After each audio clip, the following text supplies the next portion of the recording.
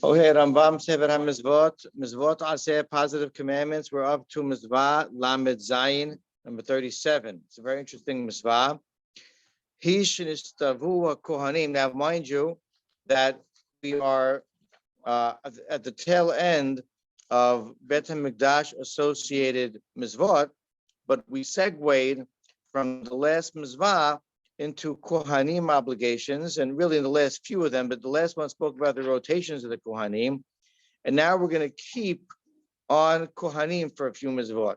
So, Hishnistavu HaKohanim Shiyatameu Lakrobim Hanizkarim Batorah. So there's a Misvah. It's actual positive commandment and expectations for Kohanim to defile, to become impure, and purify themselves to the relatives listed in the Torah.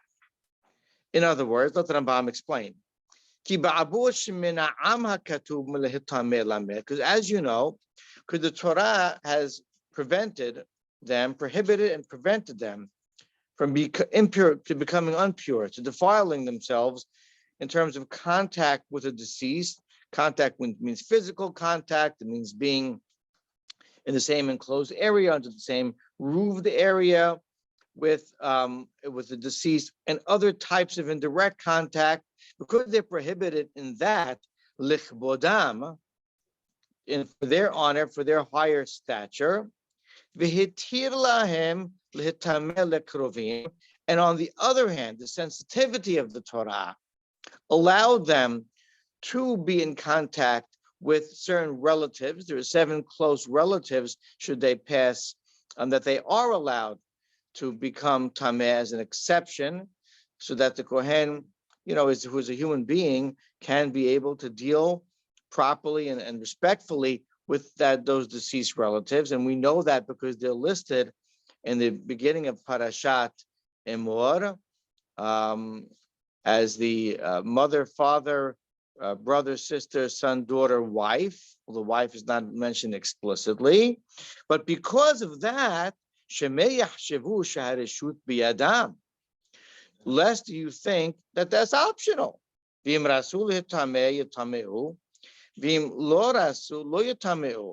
giving them the choice. Listen, if you feel really bad about your deceased, then we'll allow you to become tameh and be in contact with those relatives. But if not, you can remain at your higher stature of holiness, since you might think that. Gazad lahem gezerah v'chayev alehem chayuv. The Torah decreed upon them and obligated them. You must defile and make yourself tameh for the sake of those relatives. And the Torah did not want to leave it up to the judgment of the Kohen. V'hu amaroyit alev yitbarach. And the source for this from the Torah is Yitbarach Shemo La Yitama. So pasuk after names the relatives that are exceptions. It says V'lachotoha betulaha kiroba elav asher loho hayeta leish La Yitama.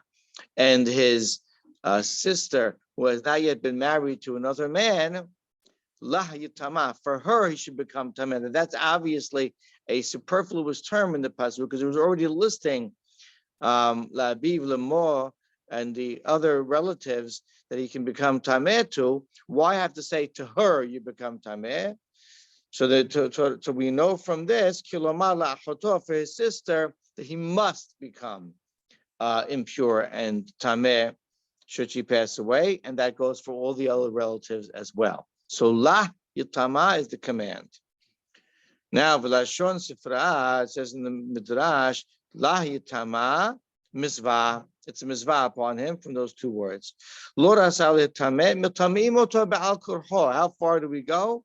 He wanted to remain in his holy high stature and not become tameh to that relative who passed away.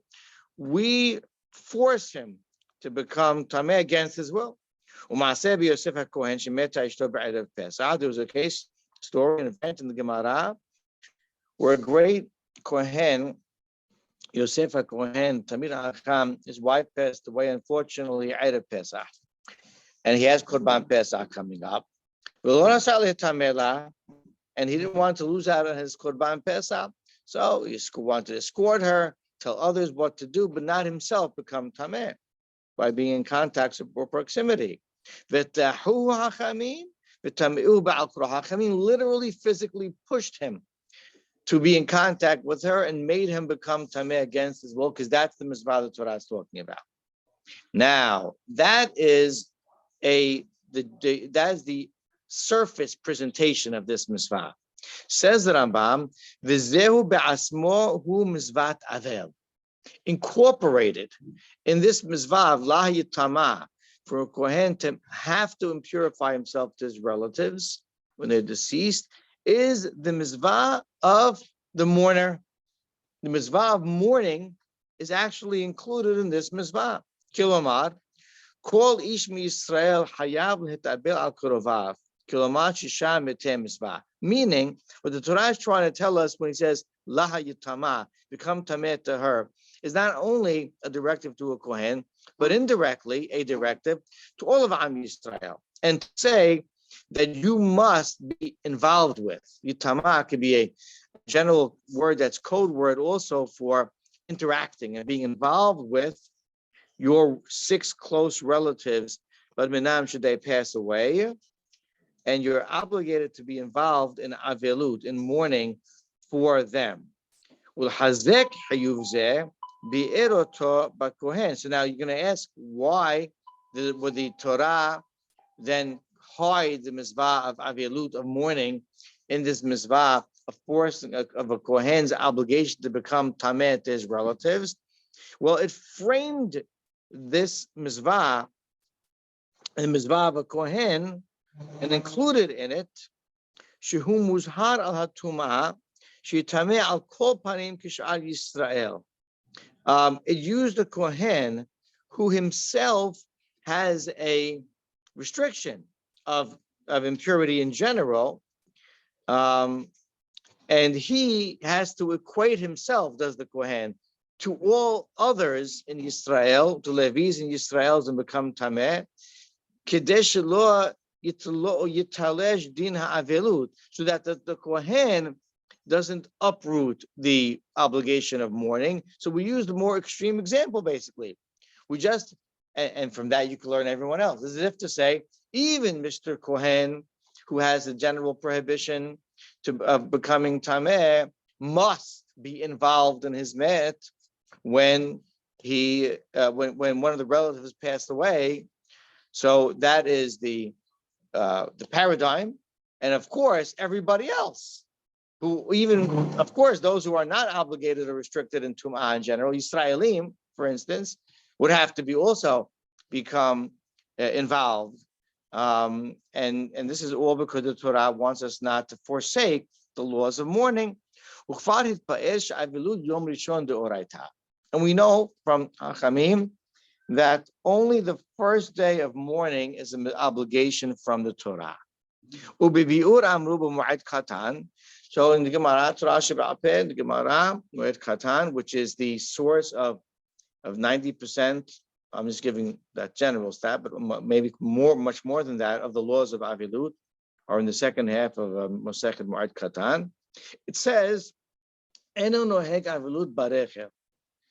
Ib avelut de ma'ikarahi aseh drabim ateh aseh drabim v'dahe aseh diyahid. So the Gemara explains that avelut is not practiced, mourning is not practiced on the holiday, the Shalosh Regalim, and the reason they give is because a Misvat aseh, for the national Misvat aseh, for everybody, which means observe the holiday, overrides a personal positive commandment, which is right now only you are in this predicament to mourn for your relative, and therefore one mitzvah, which is more all-inclusive, overrides the other.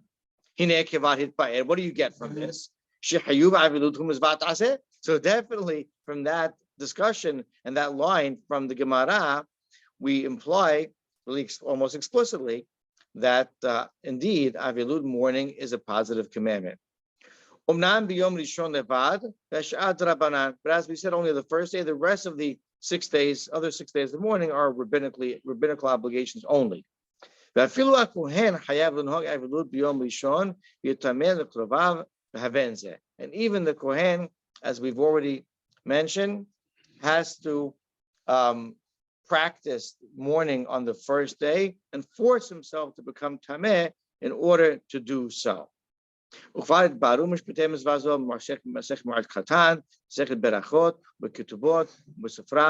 the other masechtot that are also dealing with avilut, berachot, and ketubot, and the Midrash Sefer Parashat Emor el Kohanim, because Parashat Emor is the source in the Torah for this Mizvah.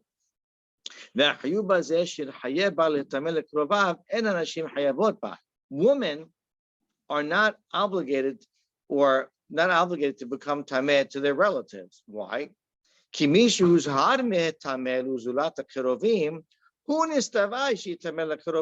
Only he who has the prohibition and the restriction from becoming impure to everybody else who's non-relatives then has the mizvah to become tameh to relatives. But the female kohanim, of course, they don't have the restriction becoming impure. So therefore, they also don't have the mizvah of becoming tameh. There is no real tumah for them, really, in that regard. And therefore, they don't have to force themselves. They're not fulfilling a positive commandment by forcing themselves to be in contact with their relative. Aval to nahagena avelut. But they still have to, of course, conduct and engage in mourning, and they have the option, if they happen to be a female kohen or kohenet, to become tameh v'da'azeh. Know this. Okay, that was a nice one. Mizvah lamed chet number 38. He shesiva kohen gadol shisa betula. A kohen gadol only has a commandment, mizvat asif in the Torah, to marry a woman who's a virgin, who's never been with a man before. V'hu umro, the Torah's source, v'hu isha b'tuleha yikah. Right. This is also in the beginning of Parashat Emor. He must take a woman who's a virgin. U'b'bi'ur amru oseh haya Rabbi Akiba mamzer afilu b'chayaveh aseh. So there is a machloket in the Gemara as to the severity of a kohen or a kohen gadol marrying a non-betula, and for that matter, a regular kohen marrying a divorcee. Rabbi Akiba said that relationship can produce a mamzer, although that's not the halakha. But he's quoting this because there the quote is that Rabbi Akiba says a mamzer could come even from obligations of aseh, a positive. In other words, you didn't violate a negative commandment, but even from a positive commandment, meaning and this shows you what does that show you? And why is Rambam quoting it? To show you that should a kohen have relations and marry someone who's not a betula, not a virgin, then it's a violation of a positive commandment. And we know from a principle that any law ta'aseh that comes from that's derived from an aseh, negative commandment, that's derived from a positive commandment, is counted as a positive commandment. Right? So the Torah said he shouldn't be with a non-virgin, right? But that is really an extension of the Torah's command, he should marry a woman who is a betula. So therefore, we count it as a aseh, as a positive, not as a negative commandment. And the don't do in the Torah tells you not to do it is only derived from the do from the aseh, from the positive. 3 different masechtot, the laws of this are mentioned. Let's read one of the small mizvah lamed number 39. And this will lead to another kohen one afterwards. So now in the context of Misvot of the Bet HaMikdash, we have not yet mentioned any korbanot, and we'll get into them very extensively. Here's the first one, the basic one. The Misvah in the Bet HaMikdash to offer two kivasim, two sheep, Bnei Shana, that are within their first year of life, that's their age, every day. Ve'elu nikraim timidin, and they're called the constants. We know them as korban tamid. The Torah that we read these pisukim in the korbanot every day. Olat tamid ha'asuya. It's a korban olah, burnt offering, and it's tamid because it's daily, it's constant, every single day, including Shabbat and holidays. The Torah says shenayim layom olat tamid. Two every day and a burnt offering constantly. Both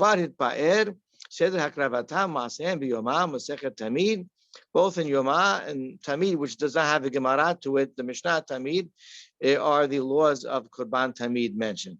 That will then segue us back to a Kohen offering, and then bring us into a longer string of Misvot Aseh that have to do with Korbanot offerings. Baruch Adonai Le'olam. Amen ve'amen.